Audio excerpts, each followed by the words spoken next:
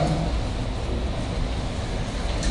Is there a motion to approve the minutes of July 27th, 2016 Village Board meeting? So moved. I'll second. Trustee Varian and Trustee Sweet. Any discussion? All in favor? Aye. All opposed? Motion carries. Is there a motion to approve the minutes from August 10th, 2016 Village Board meeting? So moved. Trustee Varian, I'll second. Trustee Sweet. Is there any discussion? All in favor? Aye. All opposed? Motion carries. Is there a motion to approve the accounts payable for the period of July 24th, 2016 through August 25th, 2016? I so move. Trustee Sweet. I'll second. Trustee Troggy. Is there any discussion? Madam Clerk, please call the roll. Oh, Glen, please call the roll. Trustee Sways. Aye. Trustee Brand. Aye. Trustee Deeds. Aye. Please call the mayor as well. Mario Ditch. Reports and communications from the mayor and other offices. Mayor's report, we'll start off there if it's all right.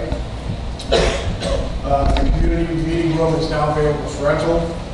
Homer Glen non-for-profit organizations and community groups are now able to reserve the community meeting room at the Village Hall.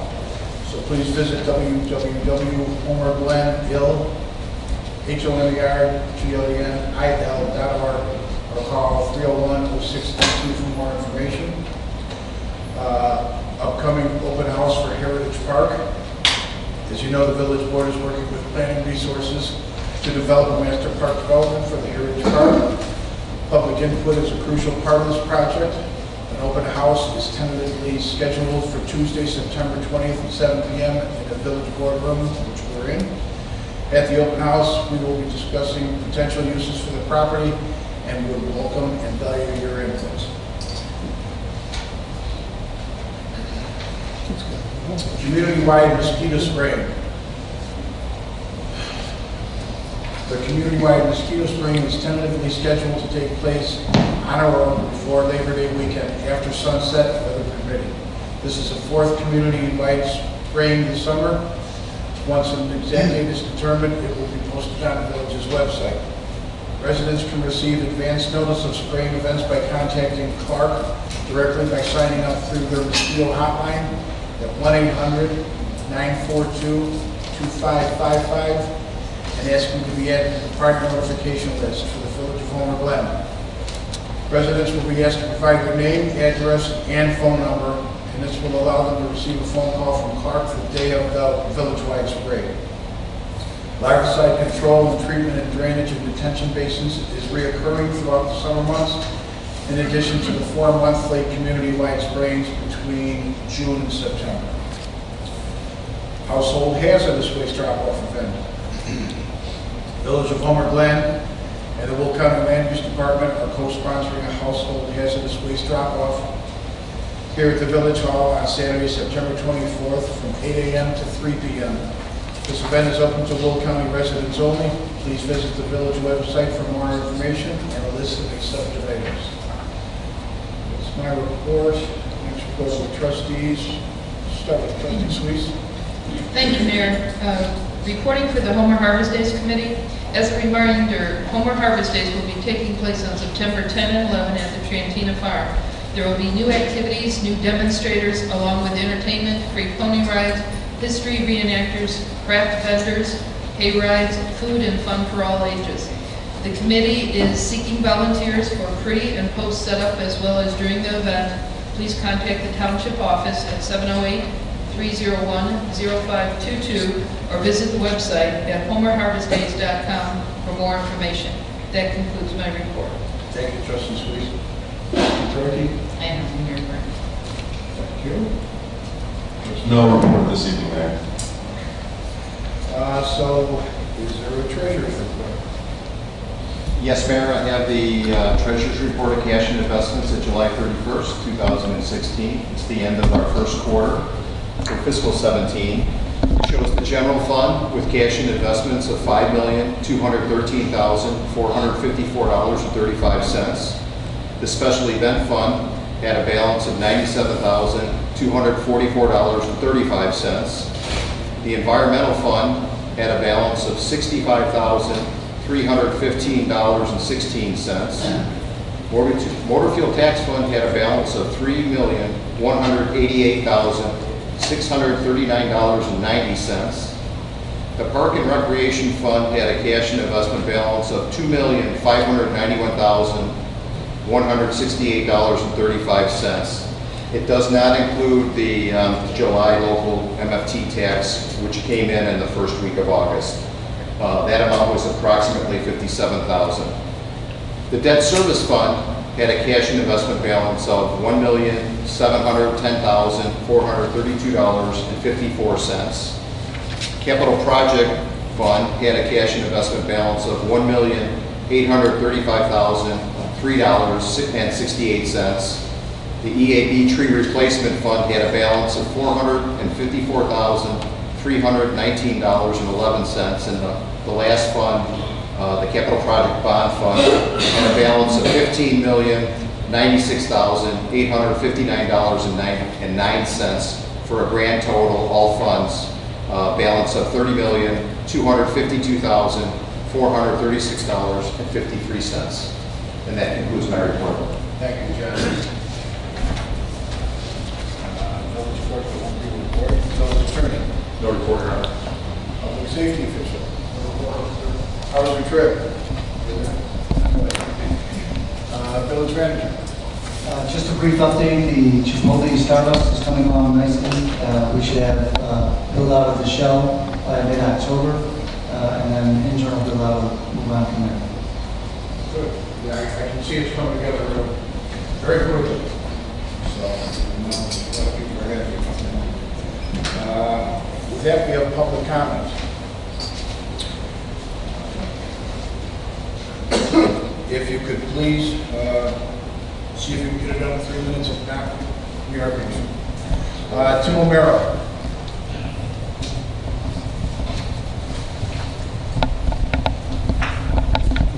Good evening, council members. My name is Tim O'Mara. I reside at 15951 West Shady Lane, Glen, Illinois. I come to you tonight to ask your assistance in an ongoing problem that we're having on Galva Road. I've talked to everybody that I've been told to talk to in the sequence. I was at the safety committee meeting last month. I was told to come here. Problem that's coming on is the warehousing district that Lockport put in at 151st. There's been an untold amount of truck traffic, trailer traffic coming down Galva Road between 159th and 151st going into that facility. I have talked to Lieutenant Counselor, has been the bright star in this whole thing. He did more than 30 minutes over 2.5 months to try and get somebody out there to get the trucks off that road after the temporary use of that road had been lifted due to ongoing concerns because they didn't put the street light in at 143rd. I went and talked with Lockport at their meeting last week. Really haven't gotten anything concrete from them what they're going to do to get these trucks off the road. My problem being is I know a lot of cabin on Galver and Shady Lane, if you've ever been down Galver. When you crest that hill, coming off of 159th, from the time you crest that hill till you realize that there's an entrance from subdivision there's 280 feet. Okay, I've put a timing box in front of my house, and I've timed tractor trailers doing 55 miles an hour coming over the top of that hill. Okay, if you do the math, it's real easy. He's traveling at 75 feet a second. He'll cover 150 feet before he even starts to apply brakes. He's going to need 300 feet to stop that trailer. We've had 2 near misses from people trying to exit my subdivision already, trying to get out on the Galva Road. Okay? The big thing, the problem is, and again, it's not necessarily your problem, but I'm hoping you can put pressure on Lockport from one government entity to another. At the start of the school district, 3 times a day, I have a bus stop dead cold at the bottom of that hill. And if you do the math, he's going to come up about 160 feet short from stopping that tractor trailer. If we get one of these guys on the tail end of a run, he's been driving for 12 hours, I got another mile to go and I can take a break, get something to eat, and take a nap. If they catch that light at 159th and they're jamming through gears, I Again, nobody is doing 30 miles an hour. The vast majority of them are doing 40 to 45, and I've clocked them as high as 55 coming down that hill. So I'm asking for your help and to go into Lockport saying, we need to get this handled now before we have a tragedy.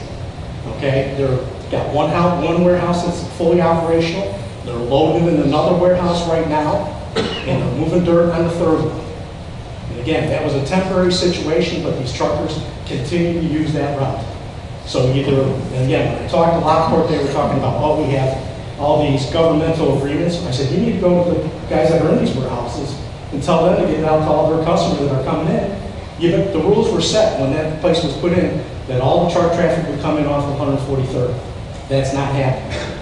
So again, before a school bus gets creamed at the bottom of this hill with all these school kids, and it's going to happen. If we don't get these trucks off, and again, I'm looking for enforcement. Mike DeVivo has been real good about getting all the new signs up. Lockport put up a whole bunch of new signs. Guess what? They're not obeying the signs. And it seems like nobody wants, other than Lieutenant Concert, nobody wants to go to the enforcement effort. Okay? Reading the sign and disobeying the sign with no consequences means nothing. They'll continue to do it. But when a driver, if it's an independent driver, he's driven for half the day to get there, and he gets a ticket, a speeding ticket on top of an overweight ticket, he just drove for free that day. I'll bet you dollars to a donut, he'll never come down that street again. He'll go in the right way. So I'm asking you as a government entity, I've already talked to Lockport, nothing came out concrete from them, what they're gonna do. I said, initially I was told they don't have jurisdiction on Gower Road. So I asked him, I said, okay, so I can pass one of your officers doing 70, drinking beer, talking to my cell phone, and whipping in my driveway, and he's got nothing he can do to me. And nobody would answer that question. I bet, again, if I did that to a Lockport squad as he was coming down Gower, he'd be pulling me down pretty quickly. So again, is there anything as a government entity, the Village of Homer Glen, the street is basically with the possible annexation of the food property or pre-annexation, I would assume you guys would have some sort of jurisdiction. Like I said, Lieutenant Concert did more than 30 minutes than 2.5 months of talking to everybody else. He's going to be leaving to go to take over the courthouse. I'll be meeting with his. But again, there's only limited assets. I understand that. But I think we need to put pressure on Lockport to take the lead in this. We can only point to them. We have no say-so in putting in that warehouse facility. And I told them, the rules were, it was 143rd. That's why nobody down in my subdivision was worried about it. We'll all be coming in off 143rd truck route. It's not happening. So again, I'm asking for your help in contacting Lockport and keeping the pressure on them to get some enforcement efforts out there to get this taken care of before we have 2 more operational warehouses. And the last time I did an audit, last time I felt like wasting a day and sitting on my front porch with nice tea, I had 42 trucks come down Gower Road with a 20% return rate. So they went down, saw the signs once, turned around, Lockport put up the new signs, all traffic must go this way, and they came right back up the other way again. So again, whatever you can do for me, I'd appreciate it. Okay, thank you. Thank you. Wayne Fairbrother?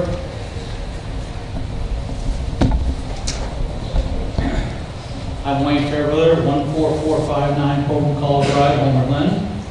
You mentioned, Mayor, the meeting room next door. We had our first, we got the email about making reservations for that room. And after reading 7 full pages of instructions on how to make a reservation, we noticed we needed a $150 refundable deposit check and a certificate of insurance naming the Homer Glen as an official named insured. I just think it's a bit onerous on some organizations to have that requirement for a meeting room. We've met for years at the Old Town Hall, and Homer Township doesn't require any checks, doesn't require any certificates of deposit. We pick up a key, we have a meeting, we drop our key off. So I just think that our association thinks that it's a bit onerous for that requirement. The second item I'll talk about, I'm president and tonight the spokesman for the Donwood Homeowner Association, and we support the petitioners in legislative item I-1 for the building of 2 homes within the Donwood subdivision. As an association, we also require that the builders submit plans to us, and although we're not architects or anything, we do pass judgment on the design and also layout on the lot. Those two plans were submitted to us. We approved them some months ago, and we fully support the petitioners tonight in legislative item I-1. Thank you. Wayne, can you hold on for a second? Sir, this public comment is not a back and forth, but as long as you're up there, I do want to ask you to verify when you say the homeowners association, are you saying the homeowners, all the homeowners, or are you talking just about the board? The board, I'm sorry. Okay. The board. Oh, I just wanted to clarify if that was everybody in the Dawnwood or the board. Trying to get everybody to agree on anything. It's impossible. Well, that's why I wanted It's to a board, verify. it's a board of, Thank you, Wayne. George Diamond?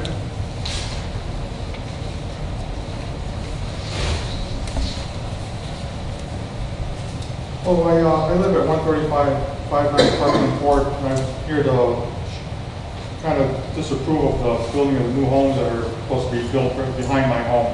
I've only lived there about a month. I was never informed that those lots were for sale or somebody's going to build a home. Nobody contacted us. You know, we bought the home, and all of a sudden now we see flags going up. And I agree that they're allowed to build homes on those lots. My disapproval is they shouldn't be able to be built any bigger than the codes that were enforced. When they handed me this, when I moved in, they handed me this big book of papers for what you can't do in this subdivision in Dawnwood. And now all of a sudden, I'm there now less than about a month, and now they're telling us, well, they can build a bigger home, they're going to use up so much more of the lot, they're going to be right on top of me. I'm just here to disapprove that. And I don't know what else I can say as far as what you people can do to just help stop that.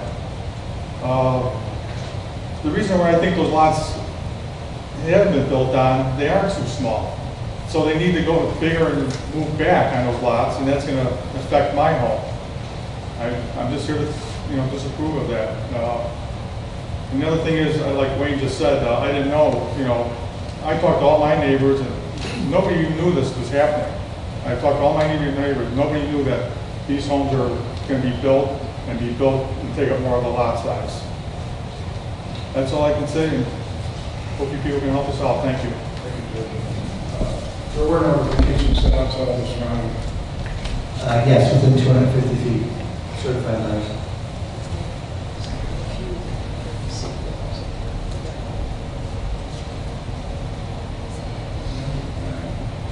Well, we'll look into this. Cheryl Diamond, did you want to?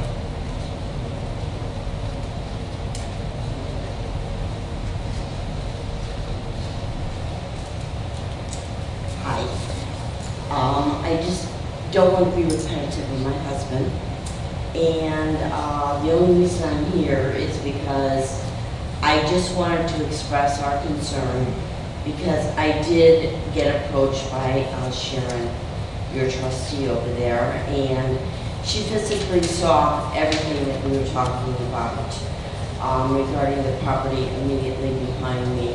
I do confirm that being a new homeowner, being there less than a month's time, that in the case if I would have been informed what was going on, I think it would have had a big forbearance on me purchasing the home. Therefore, I think in order to make an important decision like that, maybe perhaps someone should go out and visit and see exactly how small and how unbuildable that property is unless you really take the home and push it back, and therefore it would allow it to be that only within a 5-foot difference from the edge of the lot line as to the size home that they want to put on there. So that home would be up to 5 feet from the edge of the property line. And so I just want to confirm that. And thank you for your time. Are there covenants in Dawnwood? Yes, there are, sir. Would you like to see them? Yes. Okay. I know I was handed these when I bought the home. And it indicates in there everything that needs to be conformed to. Initially, when they set out to build this, I believe it was all to be a townhome development. And it will explain it in there. Mike, do we have a copy of these? I believe you do, and they're available, they're recorded documents, so we can pull them off the Will County Recorder's website. Okay. If you can. Okay, sir. Thank you. Okay.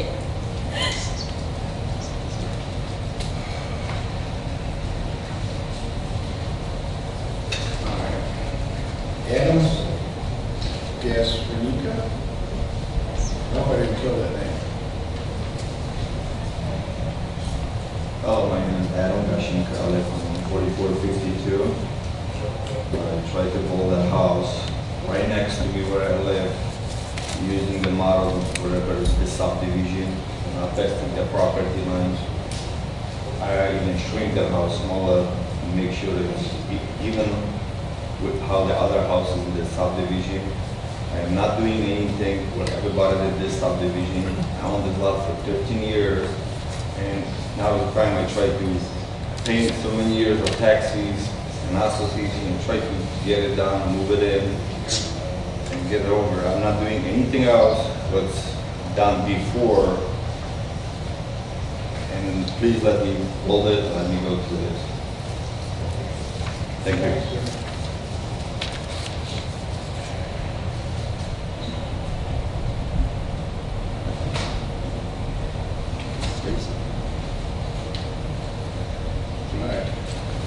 Next thing, my minutes.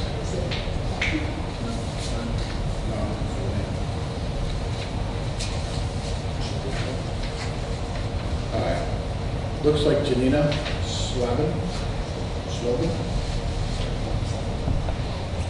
Good evening. My name is Anna Spears and I'm attorney representing Janina. Janina has a little trouble speaking English, so I'm going to be speaking on her behalf. Janina is the second lot 54 owner, and she's seeking the variance to exceed the allowable current zoning ordinance coverage area for her house. And in accordance with your ordinance, you're required to make findings whether this variance would be, whether the establishment that's seeking to be built and maintenance and operation will not be detrimental to the public safety or health. It's a single-family house. It's not going to be anything different that already exists in the neighborhood. As a matter of fact, there's two lots, are the only two lots remaining that have not been built on yet. I appreciate Mr. and Mrs. Diamond's comment that when they moved into the neighborhood, they didn't think anything's going to be built on it, but that it doesn't pertain here. As much as I can appreciate that from my personal point of view, Janina and Mr. Goshenitsa are owners of those lots. Those are buildable lots, and some type of a structure is going to be built on those lots, and it's only a matter of size. So they are going to be looking at the construction. They are going to be looking at the traffic associated with the construction. It's just a matter of size. What is a little different, well actually it's not different at all. Those houses are not going to be different than all the remaining houses in the neighborhood.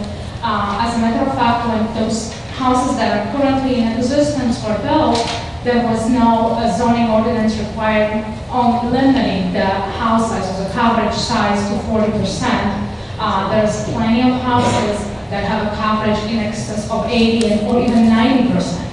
So what we are seeking to do is just to build the houses that are similar in size to the ones that are already existing in the subdivision. Is that the second, if I might just put my glasses on. The second requirement or second finding that you have to do is that the proposed use and proposed location will not have undue and substantial adverse effect on the rest of the homeowners in this particular subdivision.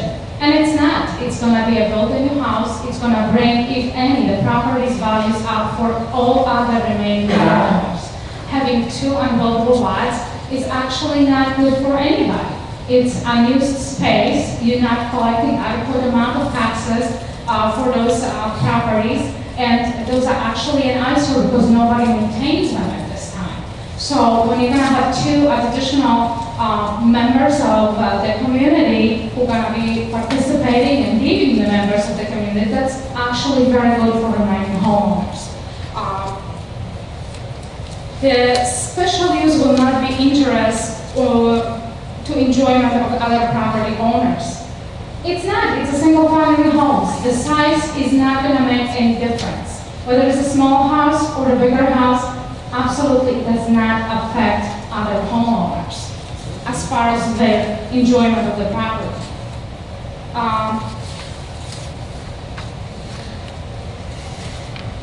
The proposed use at the particular location is desired to provide a service or facility in the interest of public convenience. It's the same house. Again, this is nothing that's disadvantaged to the rest of the community.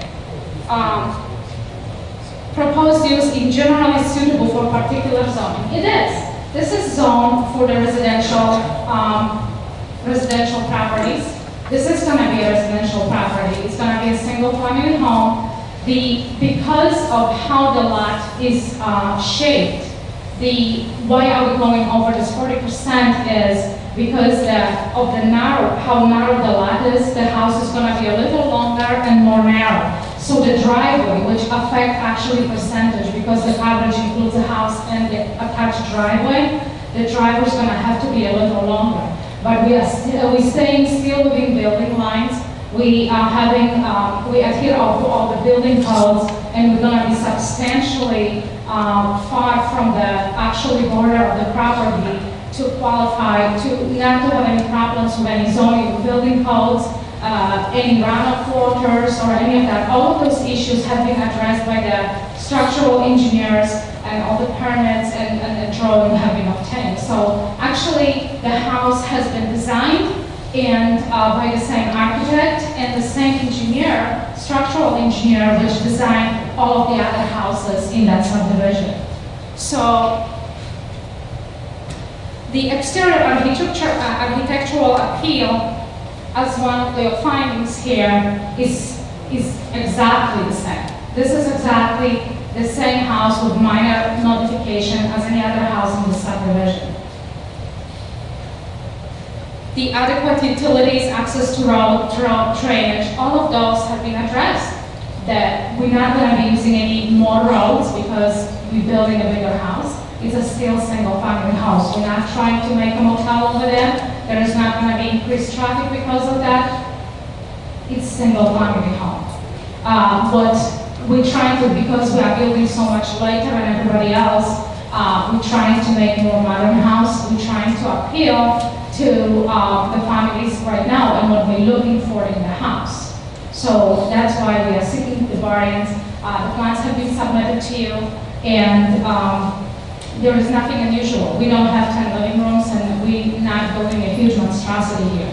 It's that the house is just more narrow, and because of that, the percentages are being affected here.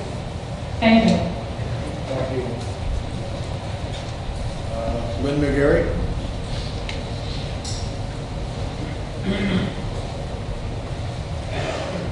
Hello, Glen McGarry here for the Homer Glen Area Chamber of Commerce.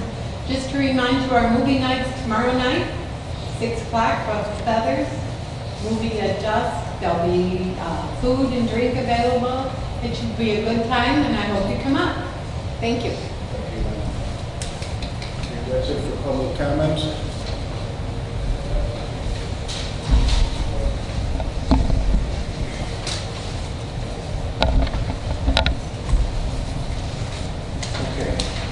Going into legislation and action items. First one we have is what we're talking about. I need a motion to approve ordinance number 16-035, an ordinance approving an amendment to a special use permit for the Donald subdivision plan unit 2000 for a major change in the plan development to grant variances for lot 52, which would be 14456 South Provincial Drive, to increase the allowable maximum lot coverage from 40% to 50%, and to increase allowable maximum impervious surface coverage from 40% to 56%, and the grant variances for lot 54, the address would be 14448 South Provincial Drive, to increase the allowable maximum lot coverage from 40% to 50%, and to increase the allowable maximum impervious surface coverage from 40 to 57%. for the proposed detached single-family residences on each respective lot. Attachment 1, Table 1B, site structure bulk requirements for residential districts of Chapter 220 zoning of the Code of the Village Hall, or the Village of Homer Glen, Gasuka Slavi case HG 1620-S. So, Okay, that would be trustee Varian. I'll second. Trustee Suisse. Discussion. I just want to say up front that I do apologize, but I just received my packet. Can you guys hear me now? Yes. Not used to this yet, sorry. That I wanted to apologize that I'm just receiving my packet as of today, so I was not abreast of this, what was going on. I had a very tragic loss, so I'm sorry that I did not get to read into this. I'm probably going to abstain from this at the time, from this until I can get further information. That's fine. I do have a couple of comments. Trustee Suisse. On these pictures, was it determined what the pink flags, verify that the pink flags were actually those lot line? Yes, after you contacted me, I reached out to the petitioner, Adam, and he confirmed that the pink flags do indicate the lot lines. Okay, and how close, because we haven't, I know the plan commission was looking at the actual diagrams of the house, and I cannot read the small diagrams in my packet. How close is this building to that lot line? What is the minimum required? Because we're not doing a variance on that, is that correct? That is correct. I believe they're 5 feet on either side. So you mean, okay, so the pictures where I see these flags that currently actually cut into somebody else's landscaping and trees, so their house is going to, that's the lot line, and that building is going to be 5 feet away from that flag, is that correct? It may not be exactly from those particular flags, but it will be 5 feet from the line connecting those flags. Okay, yeah, and that is my concern. I am in agreement with building those lots. I'm not in agreement with the size of that, if it's going to be that close to those houses. I would like to say that It's almost, go ahead. on the plat of re-subdivision for this subdivision, it was stated that buildings did not need to be more than 5 feet from the property line. So they are technically building in consistency with the rest of the single-family homes in the subdivision. Okay, because I did not see anything that close, even though we're driving through. And of course, nowadays, this subdivision would never have been approved. This was done in the 90s before we were even a village.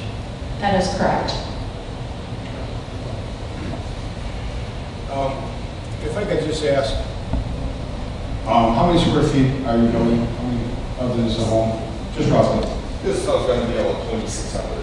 2,600? Yes. Because looking at the aerial view of the subdivision, it looks like there's large homes throughout that whole block, and we don't know the exact accuracy of the lines that are shown on our aerial. But even if you would center those lines between the buildings, it looks like most of the houses are about 5 feet off the line. They're pretty large homes on smaller lots.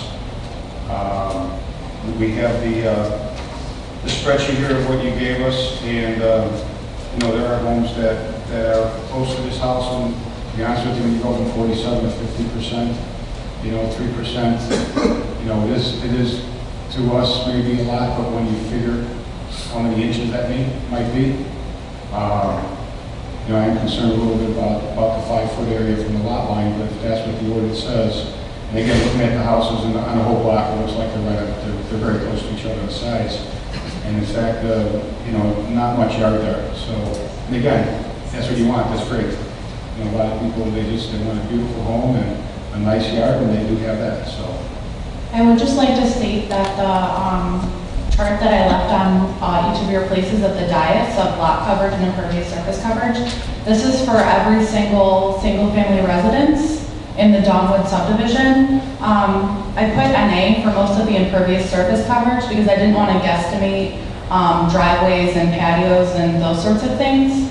And the lot coverage calculation only includes the foundation of the house. It does not include the driveway, which is typically included in our lot coverage calculations. So there are some lots, as you can see on the table, that are, perhaps 56% is just the house. I guess I would concur with Trustee Costa on this, that I think we all agree this is far from optimal. But this is, I've driven that neighborhood, I looked at these lots, they're very narrow, they're pie-shaped, but I didn't see anything that was all that different from what is a fairly, not even fairly, a very dense development.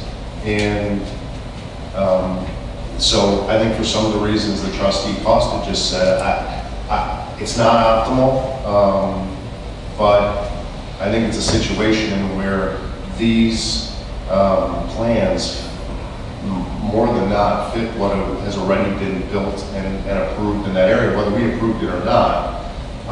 So I think I would be supportive for those reasons.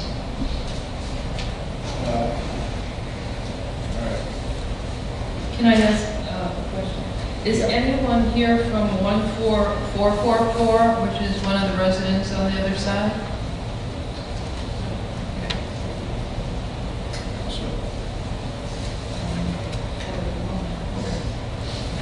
Looking at the lot coverage, and those will be the last two that are going to be built in that subdivision, and you have 57% proposed for impervious and 56 proposed. When I'm looking at some of these houses that are in here, they're actually outside the boundaries of their limits, if that blue line is what it's supposed to be conforming to. The aerial is a tiny bit misleading because these parcel lines aren't meant to be put exactly on the air photo. It's a little skewed, but I would have to imagine that some of these where it looks like an entire patio is across the parcel line, that it may be. Pretty much what all three trustees have spoken so far. It does, well, I know what you're doing. I'm looking at lot number 54 and lot 52. I look at lot number 51 next to it, and there's not much room in that one. And lot 55, not much room in that one. And then if you look on the other side and counting it out, looking at lot number 30, 27, 31, 35, 43, 47, and 45. There's hardly anything left. It's all house. Unfortunately, this was approved when we were in the village, because if this was built now, this would not be approved. And I can't see punishing two people who have had the lots, as you said, for 14, 15 years, to let them build pretty much what everyone else has built in here. So I would have to agree that I would approve this. Mayor, just can I clarify one thing with Karen?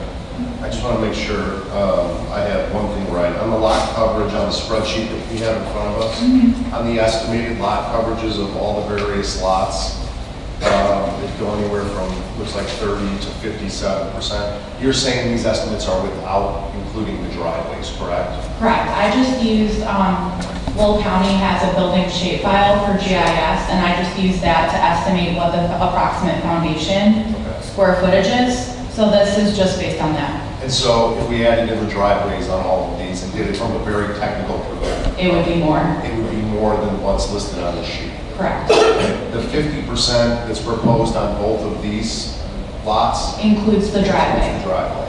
Okay. So it's actually less. So, all right. Are there any more? For Karen.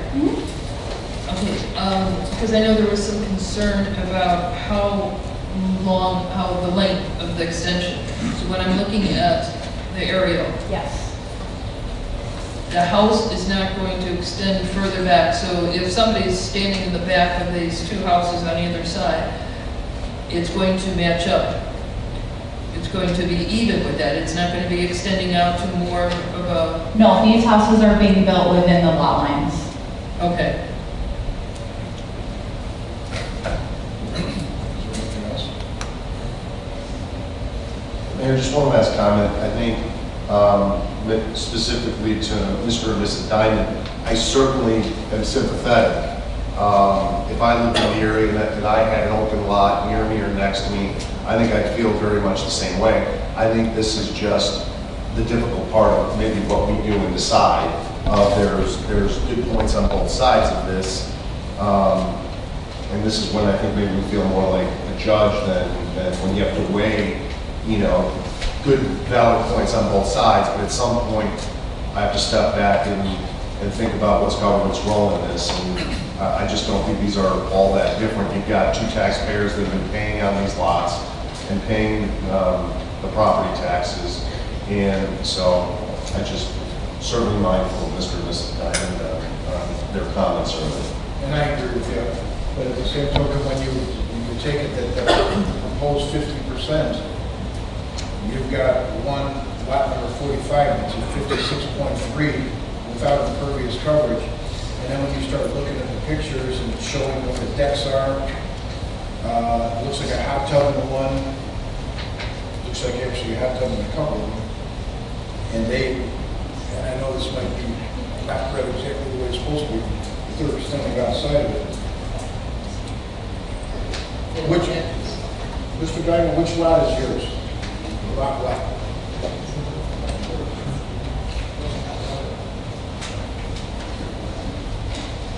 I apologize, I don't believe I know the lot number. Just the address. But I do know the address. Okay. 13559 Parkland. All right, you're behind these houses.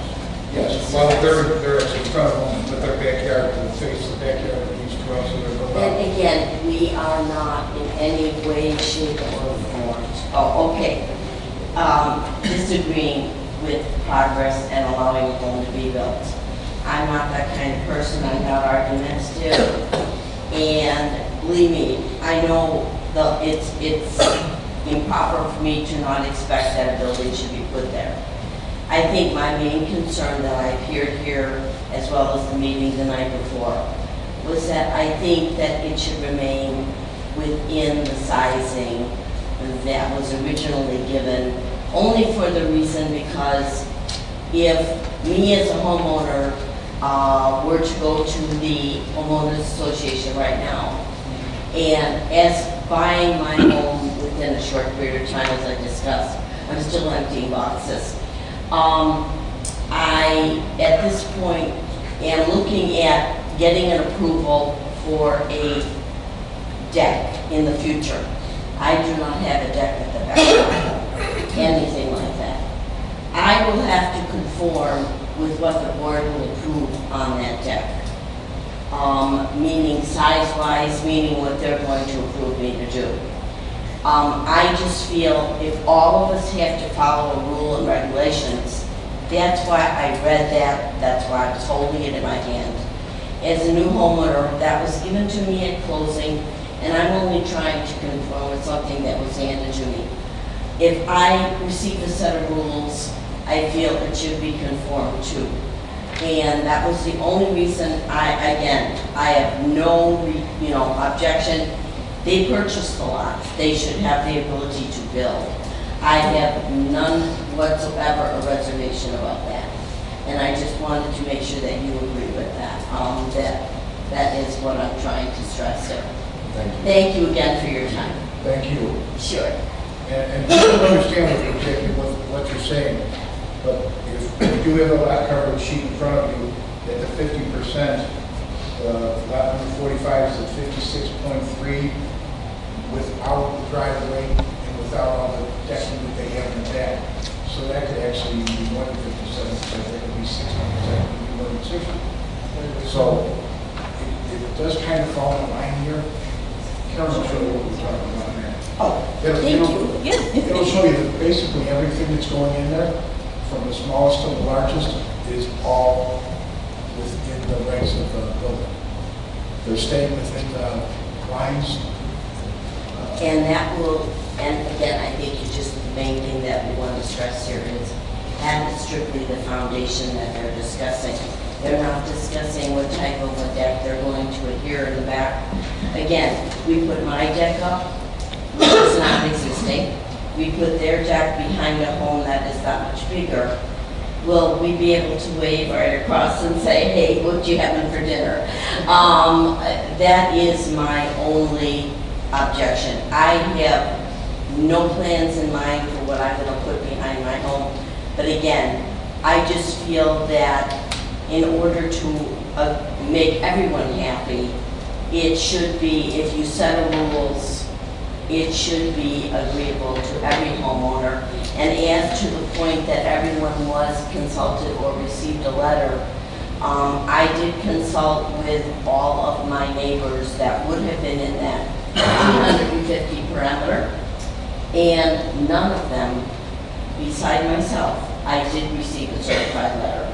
I will not deny that. But when I went to my immediate neighbor on my side, which is on Parkland Court right next to me, they received nothing.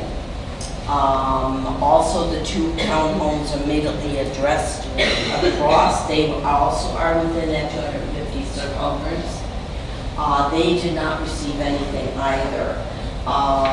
As well as the gentleman immediately next door to the lot behind me, which is like kitty corner from me. They did not even, and that is the home immediately next to the property in question. They did not receive that either. So I just wanted to bring that forth. I'm just speaking on behalf of myself as well as those that maybe didn't have the opportunity to be aware of being able to express their opinion. Thank you. Thank you. Sure. I just want to let the board know that I did receive all the white receipts from the petitioners, and they did mail out the letters to everyone that I gave them the list for. We do send them to the property owners. We don't necessarily send them to the address. So if the property owner is different from the people who are living there, it possibly could be because of that, but I received all the white receipts that they fill out when they do the certified mailing, and it matched up with my list. Right. So that means that some of the buildings that you mentioned could be rented. If they're rented, it doesn't go to them, it goes to the owner of the That's property. very possible, because like I said, I don't know a lot of people. So I only spoke to my immediate neighbor on Parkland. I spoke with the two people across the street from me, and I also spoke with the gentleman kitty corner from me. That is the only people, in fact, that gentleman kitty corner from me, which is the one immediately next door to the lot in question. I only met him when I was walking out on the property. So I don't know these people, so I'm too new. Thank you. Okay. Karen, just to verify, thank you for the new chart, that helps a lot. But when I see lot coverage, just to verify, everything I see in percentages there is without sidewalk? It's without driveways. Sidewalks are only included in impervious surface coverage calculations. Okay. So really, what they're proposing in 54 and 52 is pretty much in line with a lot of the others here. Because driveways are included in those two calculations for the petitioners, whereas the rest of them do not include driveways. All right, thank you. Okay.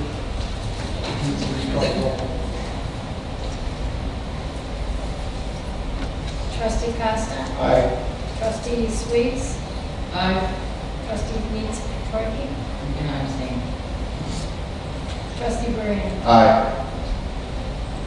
Aye. Mayor Reed? Aye. So motion carries. You can Mike, do you have to say anything else to them before they just have to come and do the bill? The permits are in-house for review right now, so with your vote tonight, we're able to sign off on those permits. And you're all set? Thank you. Okay. Number 2, is there a motion to approve ordinance number 16-036, an ordinance authorizing the adjustment of traffic control devices, speed limit signs, 139th Street west of Vermont Road, reducing the speed limit from 30 miles per hour to 25 miles per hour. So moved. Trustee Costa. And second? Trustee Sweet. Discussion. I have a little bit to add to it. There's no one has anything to say on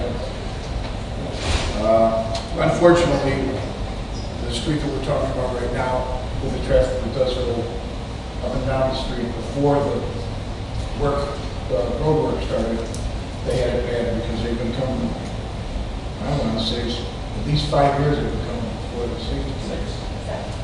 Now we're in a position to where we're going to be lowering down the speed limit, but we also do have the speed bumps and bumps, and it's just not a residential road here. I mean, with everyone doing the driving through because of the construction on Archer Avenue, this would be a perfect place to put them out. Unfortunately, there's some noise from some of it, but put them out, let them be used, get the people back on the road we're supposed to be in the first place, because I've been down there, I've known you for, since I was a trustee. You have a friend that actually lives on the street too, and he says it is horrible. You go 55, 60 miles an hour on the street. It's a residential street. So I would like the board to, if we're going to do this, also include the trial of speed bumps and humps in that intersection. I have a problem with it all, yeah. There's a couple other areas in the community that we should be writing to, and I hope we will. This would be a perfect example, because this is supposedly, in the eyes of, I guess, IDOT, it's a residential road, but it shouldn't. It's way too busy. So we can do that administratively. We don't need to amend the motion to do that, though, right?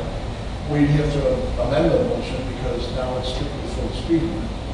We have to add anything for it. Where you at? Well, what it is right now is we're going to take it from 30, bring it down to 25. And that's all they plan on doing is the signage work now. What I'd like to do is, we have some speed bumps here. We want to try them in a few places. This I think would be a great place to put it in the first place. It's a short street, so you can do it to where you actually get a true idea of what's going on with this. Yeah. Using speed, that would be administrative. You wouldn't have to add Okay. words to that. Right? Yeah, so I agree. My question was just if we had to amend the motion to make it official, or if we just do that administratively. Because we have 3 places that have come forward for a long time. You've got Derby. Excuse me, George, 1 second. The people in the back can't hear you say. Oh, I'm sorry.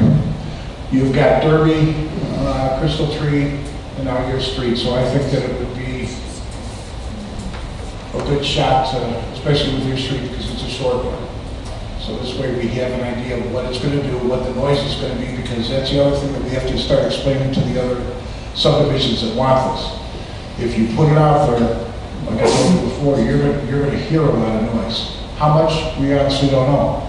I would think the faster they're going, the more noise you're going to hear, especially if they hit this good enough to start tearing the suspension off the car. But this way, we get the ball rolling, then move into the other 2 right away and see what we've got. So as long as we've got the okay from the board, then let's call it roll.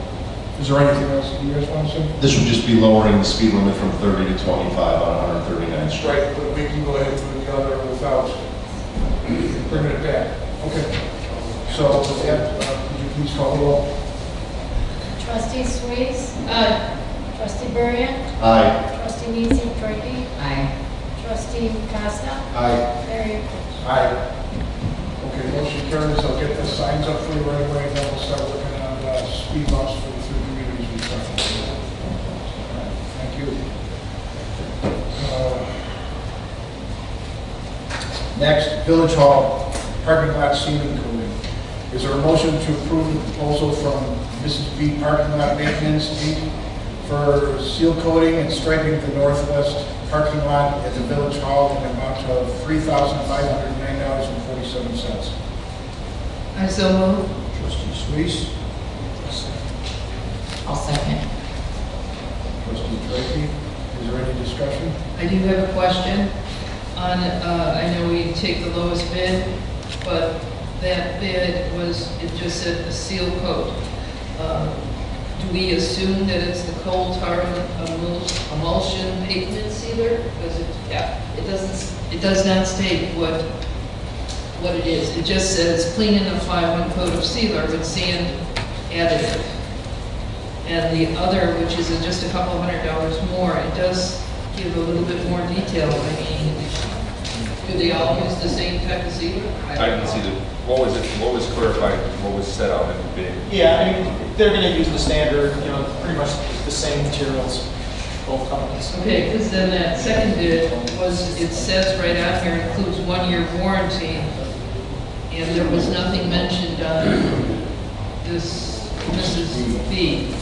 And that We was, can get that additional information, but typically all the companies are going to be kind of the same conditions. well, I'll agree if we can get that, because it's better to have it in writing. You can get the warranty put on Mrs. B. Any other discussion? I guess just a question of, Mike, when we reached out to these companies, we reached out to 4 companies, received bids from 2. We submitted something to them in writing, was it phone? I contacted them by phone. Pardon me? I contacted them by phone. Okay, and so my question on that would be, I think maybe goes to Sharon's question of making sure that we're getting apples to apples on all of this, and I assume that was part of this, but is it maybe better for the reasons we're talking about to do this in writing in the future to make sure that we are getting, that we require 1-year warranty, we require certain seal coating, et cetera, et cetera? We can certainly do that. Mrs. B's was actually recommended by the highway department that they've done the township facilities. Any other questions? Okay, could you please call the roll? Trustee Costa. Aye. Trustee Suisse. Aye. Trustee Burden. Aye. Trustee Mitzi-Turkey. Aye. Mayor Deli. Aye. Okay, next is a workshop item. Development Services Director, Sarah Mullich, will provide an overview of the status of the Goodings Grove Park project.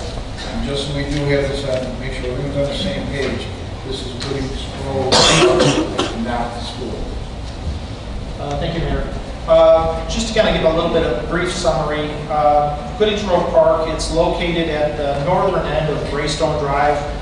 Basically, it's behind Home Depot at the northern end of Greystone Drive. This is actually part of the future Goodings Grove Unit 5 subdivision. Initially, there was a smaller park that was proposed. The village had negotiated with the developer to get additional property, so I believe it's about 3.5 acres at this time. In 2013, the village was awarded an OSLA grant from the Illinois Department of Natural Resources. The grant amount was in the amount of $341,000. This is a 50-50 grant, so basically the village was responsible for half of that, so basically $170,500.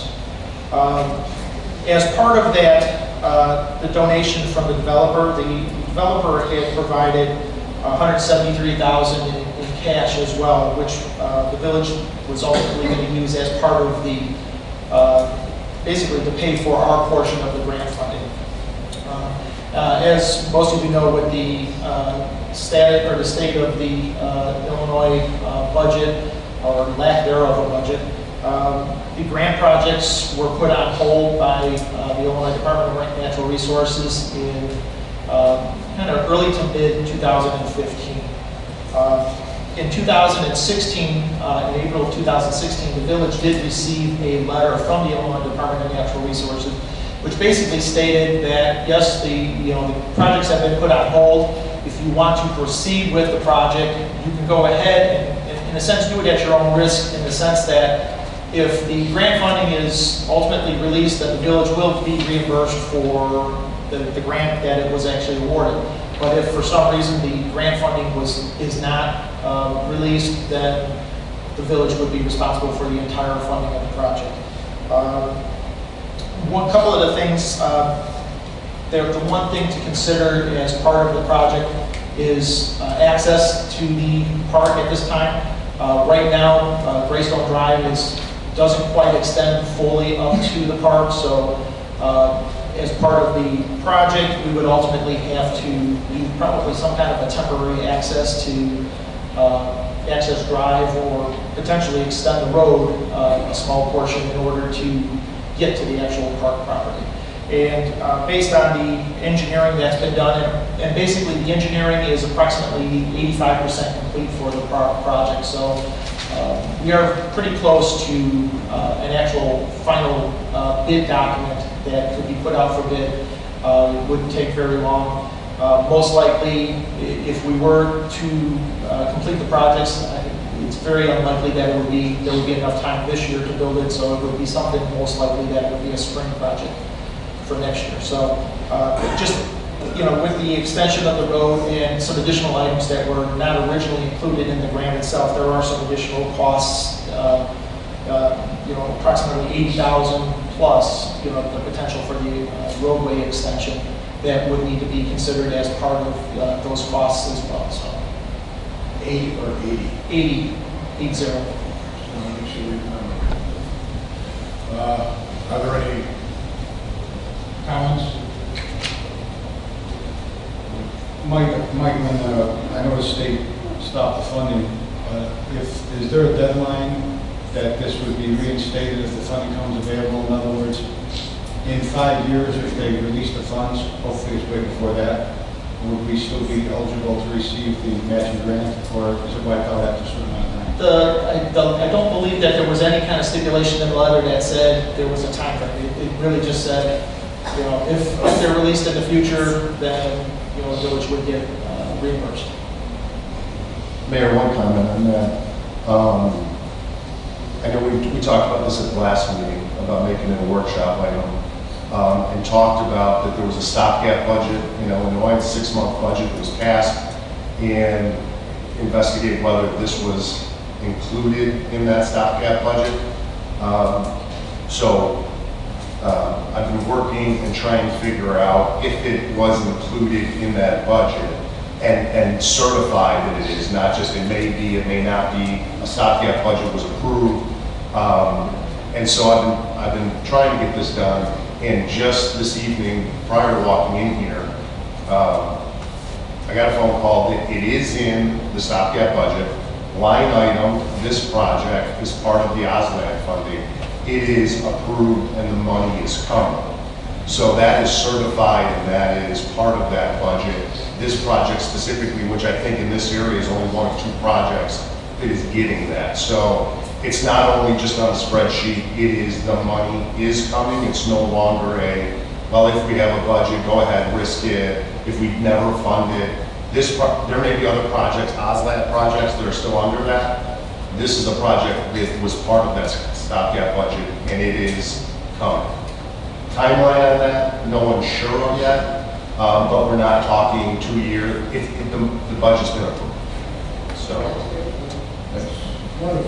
yeah, and I'm sorry I didn't have that earlier, but it was, again, pushing all day today to try and get that verified and walking with it. I think as part of this discussion, I think we can say, and I wanted to be careful about this and re-verify this, that we can say this, that it's approved, it's in the budget. This project specifically, $170,000 was part of that 6-month budget.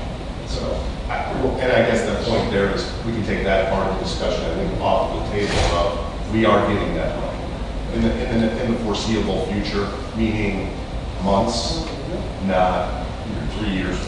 Oh, that's wonderful. That's great. Thank you, Brian. All right. Any other? I was just in general, just throwing things out there. If we added things to the park, because it's a big area, the grant is for certain things. that we keep in there, but if we wanted to add things, that's on our own. Yeah, you can certainly add things. There are minimum things that have to be included because the way that the grants are awarded is on a point basis. So each thing that you include in the original application gives you X amount of points.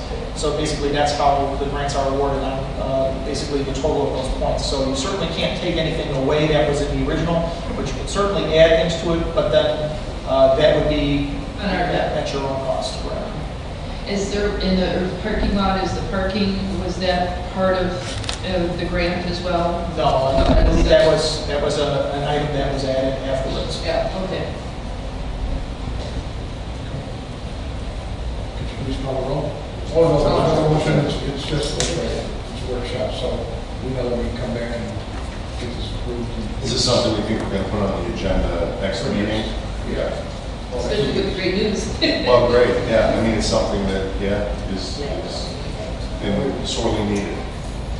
This item's in the budget. We still have to finish the drawings, so I'd recommend once we bid it out, and that's when it'll come back before the board. Great, thank you very much.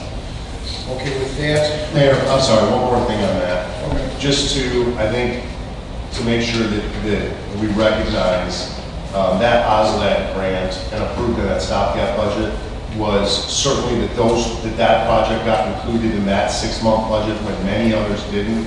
I think credit goes to Senator Redonio and Representative Durkin on that. They both made sure that project was part of the 6-month budget. We will send something out. All right, is there any new business? Or is there any old business? We're going to adjourn for executive session for right now. Is there a motion to go into executive session for the purpose of discussing personnel pending litigation and potential litigation? So, all in favor? Aye. So, take a 5-minute break and go into executive.